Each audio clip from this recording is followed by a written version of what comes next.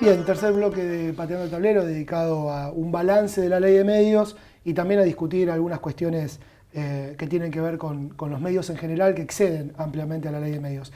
Los invitamos a escuchar a algunos trabajadores de los medios públicos, de los medios que en este momento está gestionando desde hace varios años el gobierno nacional, para que comprendamos un poco, incluso dando pie a una discusión que tiene que ver justamente con esto. Que los medios públicos, que son los medios del Estado, es donde quizás está la discusión más clara respecto de la relación patrón-trabajador y otras cuestiones que también hacen a los contenidos y demás. Los escuchamos y seguimos conversando. Básicamente una radio que no sea botín del partido político de turno, que donde haya representación se defienda los intereses de las minorías, que tenga control parlamentario. Si tenés los medios que difunden el mensaje del partido de gobierno, y para colmo tenés los medios paraestatales manejados por la pauta, a través de la pauta publicitaria, y enfrente tenés los monopolios privados. Con lo cual la libertad de prensa se torna en una abstracción absoluta, ¿no? Recuerdo que una vez Diana Conti dijo: cuando Cristina se enoja conmigo, yo saco un cable de Telam y lo soluciono. Y nosotros salimos de contestarle duro a Diana, no porque, digo, independientemente de las diferencias políticas que cada uno de los delegados o delegadas podamos tener con Diana Conti por su proyecto político, porque nos pareció una barbaridad que utilice como una forma personal o incluso partidaria la agencia pública de noticias. Desde los 90 para acá, la Asamblea del Noticiero es una asamblea que se destaca por la discusión de los contenidos y por pelear por una televisión pública. Nosotros entendemos que por pública no es una televisión gubernamental o que deba defender necesariamente los intereses del gobierno de turno o del partido de gobierno, sino que tiene que expresar a las distintas posiciones políticas que hay en la sociedad. Por ejemplo, ahora dirigen la empresa La Cámpora, digamos. Y yo noto una continuidad, no es que hay menos o más libertad. Me parece que hay un intento de hegemonizar una sola voz, que es la del Frente para la Victoria, la del oficialismo, y hay pequeños recovecos, sobre todo a partir de intentos de los trabajadores y las trabajadoras en la agencia, de que se escuchen y se puedan escuchar otras voces en la agencia pública. A partir de la existencia de comisiones gremiales como la nuestra, que intentan defender a los trabajadores, lo que hay que debatir es qué agencia pública, qué canal público y qué radio pública queremos.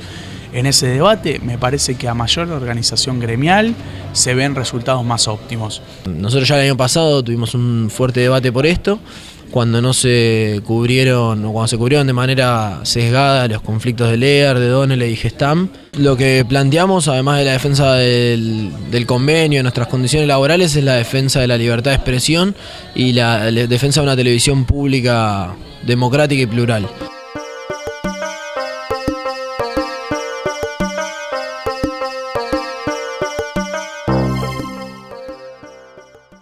Bueno, lo que contaban desde los diferentes medios, algunos de los medios que pertenecen al Estado y que están gestionados en este momento, bueno, ahí mencionaban en el caso de la agencia Telam, es concreto, ¿no? La Cámpora, también en la televisión pública y los debates que se dan hacia adentro. Para ustedes, ¿cómo son? Bueno, Martín, vos desarrollás bastante, le dedicás un par de capítulos a la cuestión del Estado y los medios, en función de si los medios deben ser públicos o gubernamentales o estatales, esas definiciones, ¿no? ¿Cómo son y cómo deberían ser, en todo caso, también para vos? Bueno, la ley vigente, que es la ley audiovisual, es muy clara sobre el mandato que tienen los medios de radio y televisión argentina asociada al Estado, que es que tienen que estimular el pluralismo político, cultural, social, geográfico, etc. Entonces, está claro que no cumplen con ese mandato. Quienes defienden la utilización intensiva de los informativos de Radio Nacional, de Canal 7, para el partido de gobierno, lo que dicen es, bueno, pero el gobierno, si lo atacan, tiene que poder responder. Y yo creo que sí, que el gobierno tiene que responder. En esta coyuntura y en cualquier coyuntura, el gobierno tiene además la obligación republicana de dar a conocer, su actividad. Lo que no puede suceder es que, porque el gobierno dé a conocer su actividad, le cercenen la posibilidad de expresarse a el resto de ideas políticas, sociales, culturales que hay en nuestra sociedad, digamos, porque en definitiva eso es un uso inadecuado de un instrumento estatal, digamos, es un uso,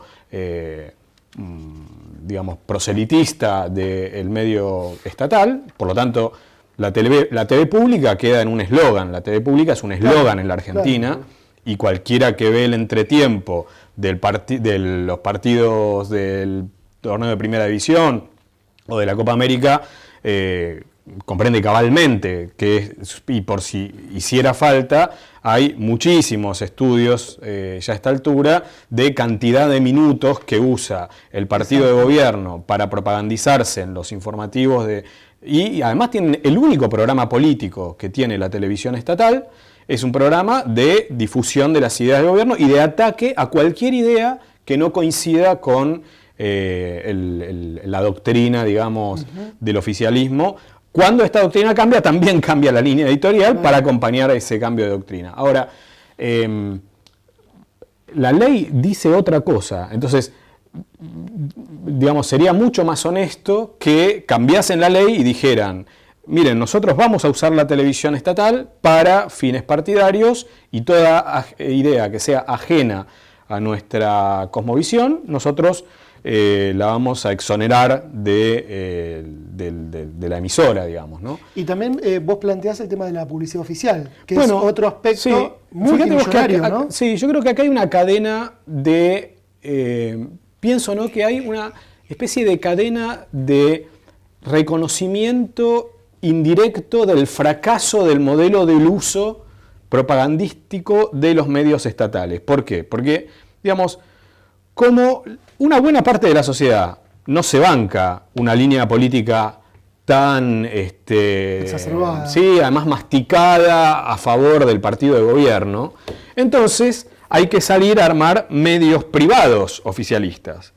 Como también eso es un quemo en términos de audiencia, entonces hay que salir a comprar espacios a través de un mecanismo indirecto que constituye la publicidad oficial, digamos, ¿no?, que ha crecido enormemente, muchísimo más que la inflación, etcétera, en los últimos años. Siempre, hay que decir, antes del kirchnerismo también, la publicidad oficial fue utilizada como sistema de premios y castigos, pero el kirchnerismo incrementó mucho el volumen.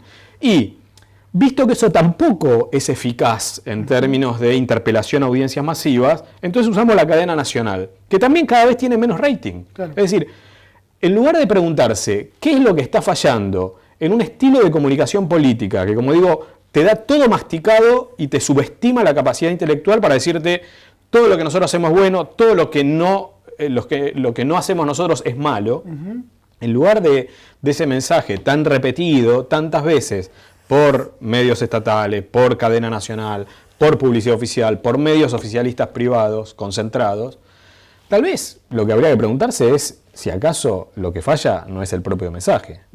Hay un dato que es muy ilustrativo. En todos estos años de pelea con el Grupo Clarín, el gobierno le ha dado sistemáticamente más dinero al Grupo Clarín en concepto de publicidad oficial que lo que aportó para el propio FOMECA, que es el Fondo para el financiamiento de experiencias comunitarias y de pueblos originarios de medios de comunicación. Es decir, esta vía paralela o esta vía indirecta de financiar, como vos decís, medios públicos, medios privados, para lograr llegar con su mensaje hacia todos los lugares posibles por parte del gobierno, también muestra en última instancia lo falaz de una discusión, de una pelea o de una disputa tan a rajatabla con el propio Grupo Clarín, ¿no?, que era la madre de todas las batallas en su momento. Sí, totalmente. Y la verdad que yo creo que le quitan a la sociedad la posibilidad de tener un actor de envergadura, como son los medios estatales. Canal 7 tiene envergadura. Yo creo, quisiera decir, porque así lo considero, que en todo lo que no tiene que ver con línea informativa, el Canal 7, con un régimen productivo de tercerización de la producción, sin embargo, mejoró mucho la producción y la calidad de la pantalla. ¿Es parte de la batalla cultural en todo caso también eso? Sí, pero me refiero a ficciones, o sea, no solamente, no estoy, digamos, fuera de la línea los informativos y fuera de 678, me parece que hay mejoras, digamos, y además disputa audiencia, sobre todo con el fútbol, básicamente, ¿no? Ahora, digamos, tuvimos un ejemplo con Argentina-Paraguay, no sé si no logró 50 puntos, fue un pico de rating increíble, ese partido, bueno, una goleada, todo. Ahora, termina el partido, y además durante el partido te va metiendo Tití Fernández, que después está Aníbal Fernández, que no se pierda, y baja dramáticamente el encendido. O sea, si cualquiera que sabe de televisión sabe que, digamos, ahí hay un problema, hay un desfase muy grande en términos de lógica de uso del medio público. Digamos, si vos tenés 50 puntos de rating o 40, una barrabasada de puntos de rating, ¿cómo conservás esa audiencia desde la interpelación estatal? Seguramente el modo que elige este gobierno es un modo que, como digo, termina con una receta muy poco respetuosa del público, ¿no? La televisión pública no respeta al público. Tomás, ¿cómo ves el tema de medios públicos? Me parece muy interesante el análisis que hace Martín. Y bueno, ahí los compañeros lo planteaban, cómo la organización sindical ha logrado, aunque sea, denunciar esta situación y operar pequeñas modificaciones. Los compañeros de la Comisión Interna de la TV Pública han dado debates y los siguen dando, planteando que hay que ir a cubrir determinadas luchas, como ha pasado con el caso de Lear, de Donnelly, con las mismas luchas del gremio de prensa. Se da la discusión y en base a la solidez organizativa que tienen, muchas veces logran ganarla. Eso son espacios muy valiosos que se consiguen a través de la organización. Yo creo que la censura opera en los medios privados de forma escandalosa y en los medios públicos también, aunque hay otros márgenes para el debate. Y hay casos de censura que se producen en todos los medios. Es muy interesante analizar la cuestión de Monsanto y de la Barrick Gold. Por decir dos nombres concretos, yo el otro día agarré el suplemento Campo del Cronista Comercial, el cual nunca había visto, siempre veo el de La Nación y el de Clarín, y dije, bueno, a ver, página 2, aviso de Monsanto. Bueno, tan obvio iba a ser, sí, obvio, es así de obvio, la ligazón que tienen con las corporaciones. Sigue siendo Francisco de Narváez el dueño del Cronista Comercial. Por ahora, bueno, en un entramado más grande. Y esto se ve, por supuesto, en Clarín, en La Nación, organizan con la sociedad rural Expo Agro y con el gobierno bonaerense, por decir que la grieta por ahí no sea tan profunda, de acuerdo, digamos, al agronegocio, al modelo de saqueo medioambiental. Ahora, ¿qué pasa en los medios públicos a la hora de poder criticar esta situación, de poder dar información? El otro día hubo un cable de Telam reflejando críticamente la desmentida que hacía Monsanto de que el glifosato sea cancerígeno, como lo determinó la Organización Mundial de la Salud. Entonces, si uno ve que Telam está haciéndole propaganda a Monsanto, bueno, ¿qué le queda a Clarín, no? Obviamente esto tiene que ver con las políticas que ha tomado el oficialismo, pero ahí vemos que el poder que tienen las corporaciones económicas, que atraviesa todos los medios, en un momento en la revista 23, cuando estaba en manos del ahora candidato a intendente de Tigre, Sergio Spolsky, bajo una orden que no se podía escribir en contra de Monsanto, dimos la discusión, logramos finalmente colocar una serie de notas, pero había una orden explícita, así como estas órdenes sobre empresas puntuales aparecen y también sobre administraciones puntuales, gobiernos puntuales. Entonces, en los medios privados, oficialistas, opositores, de todos los colores, y en los medios públicos se operan estas situaciones de censura. Yo no creo que la censura pase porque la televisión pública no toma en cuenta las voces de la oposición, porque, digamos, en este contexto en el cual es cierto eso, que los grandes grupos económicos se han transformado prácticamente en partidos políticos que dicen ayer Massa, hoy Macri, y tienen más poder de decisión que lo que tienen esas mismas fuerzas políticas. Creo que los grandes censurados somos los trabajadores en lucha, los sectores populares que denuncian las injusticias. Esa censura opera y es transversal a todos los medios. Hay mayores márgenes para pelear, que hay que publicar un caso de gatillo fácil en página 12 porque hay una tradición, pero muchas veces se especula si la policía responsable de ese caso de abuso institucional, de asesinato, responde a uno sector político u otro y se piensa, bueno, si el responsable es Macri, bueno, un medio oficialista, kirchnerista, va a querer puntualizarlo. No, bueno, un asesinato es un asesinato. Y los derechos humanos, no se puede especular con si la defensa de los derechos humanos afecta o no a determinado interés. Se defienden y punto, más allá de toda especulación y de a quién haya que acusar. Bueno, esa dinámica se ve mucho. Entonces, como sindicato, como trabajadores de prensa organizados y en lucha, nos preocupa mucho poder discutir esto. Porque los medios de comunicación, y estamos muy cerca de un nuevo aniversario de la masacre de Avellaneda, cumplen un rol muy importante, que puede ser la diferencia entre la vida y la muerte. Y en el caso que haya un asesinato, es la diferencia entre la impunidad y que se logre luchar contra la impunidad, como se pudo ver en la masacre de Avellaneda. Entonces, que 13 años después, Página 12 no haya publicado ni una línea del acto con más de 5.000 personas, con una vigilia de toda la noche, con actividades culturales desde el día anterior, con una significancia innegable, bueno, nos habla mucho del estado en el que está la prensa hoy en día. No es, bueno, La Nación tampoco publicó ninguna línea, pero uno se lo esperaría. Ahora, que tampoco lo haga Página 12 es realmente muy llamativo. Y respecto a lo que señalaba Martín sobre el enlace que quisieron hacer para trasladar los 50 puntos de rating a 678 con la candidatura de Aníbal Fernández a gobernador bonaerense, hay que ver la poca difusión que está teniendo, la imputación que están haciendo familiares, amigos y compañeros de Darío Santillán y Maximiliano Costecchi del rol que tuvo Aníbal Fernández en aquellas jornadas. Él salió a los medios a hablar en base a los informes de la CIDE, a plantear que los piqueteros habían hablado de lucha armada, y sin embargo está en el nivel de lavada de cara que se hizo a lo largo de todos estos años, 678 mediante, que se anima inclusive hasta imputarle a otro funcionario como Felipe Solá, claro, que es su competidor, en una muestra de cinismo que si uno quisiese hacer una ficción no le saldría tan bien que alguien pueda ser tan cínico.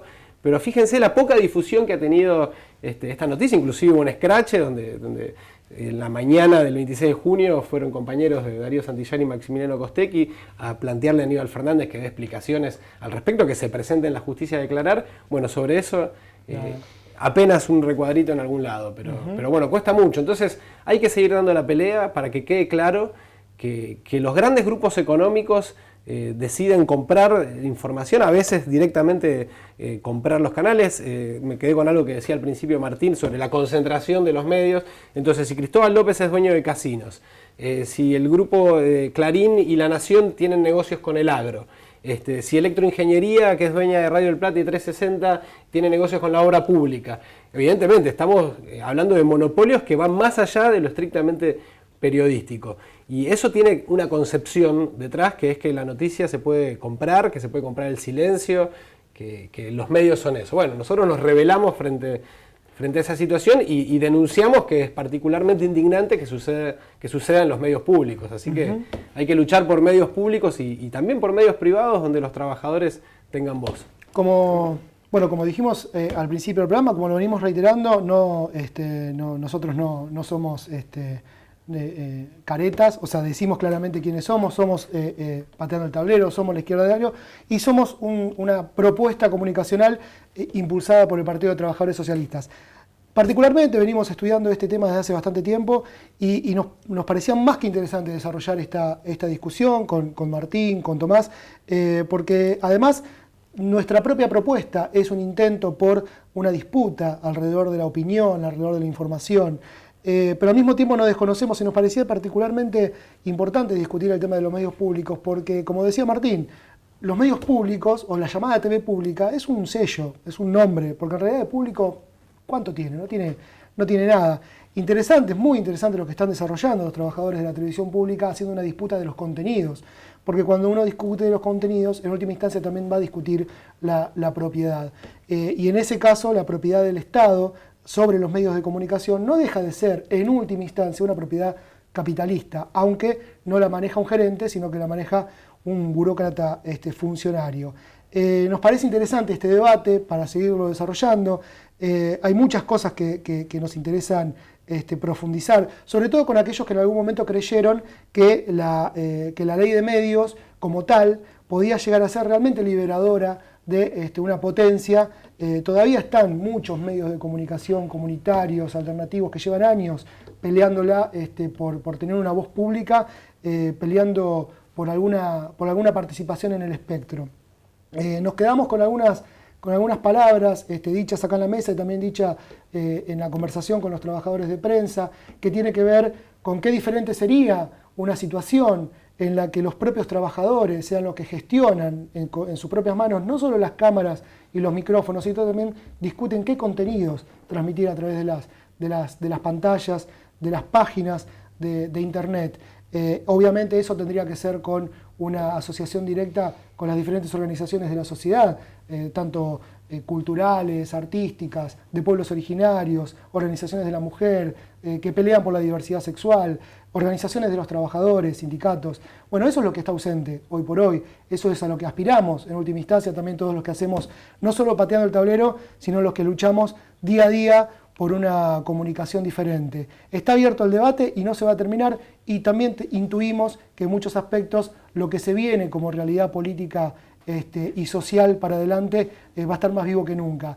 Se habló de censura, hablamos en esta mesa de precarización laboral, hablamos en esta mesa de autocensura también, y bueno, eso es un tema que sigue pendiente, y hasta tanto los medios no sean realmente públicos, como decía Tomás, hasta que no salga el yugo del capital en última instancia, ¿no? Y la información y la cultura y el arte dejen de ser una mercancía, este debate va a continuar, y desde ya apoyar todas y cada una de las luchas que desde los sectores de los trabajadores de los medios de prensa y también de los sectores de la sociedad civil que exigen que a través de los grandes medios de comunicación su voz se haga escuchar, Pateando el Tablero y La Izquierda Diario van a estar ahí. No queríamos despedirnos sin hacer una entrega. Hoy inauguramos algo en el programa que es los regalos, lo hacen muchos, nosotros bueno, lo vamos a aprovechar. Ediciones IPS y el Centro de Investigaciones, el Centro de Estudios, Investigaciones y Publicaciones León Trotsky nos proveen de algún material para regalar a nuestros invitados. Para Martín Becerra, con Trotsky, de Prinquipo a Coyoacán, una compilación y una presentación de Tununa Mercado sobre Jan van Heijenoort. Así que bueno, gracias. lo mostramos. Vos sabés que mi primer libro fue Mi vida de Trotsky, mi primer libro como adolescente. Ajá, bueno. Sí, mi viejo me quería aburrir, digamos. Y un libro más que entretenido, y un libro más que apasionante. Pero un pibe de 13 era Totalmente. un poco denso, digamos. Y para Gracias. Tomás, bueno, de León Trotsky, Escritos Latinoamericanos, también una compilación de ediciones IPS, lo mostramos ahí. Y bueno, así inauguramos entonces la sección regalos de, Bueno, muchas gracias. Pateando el Tablero. Gracias. Bueno, los agradecemos mucho, seguramente nos vamos a volver a encontrar porque el debate seguirá, veremos qué sucede en un futuro con los cambios políticos que se avecinan, pero bueno, no queríamos dejar pasar esta etapa de balances, ¿no? Que muchos empiezan a exponer alrededor del kirchnerismo sin un tema tan importante como fue el tema de los medios. Así que gracias por Bueno, muchas acompañarnos. gracias. Nosotros Gracias. nos encontramos en un próximo programa.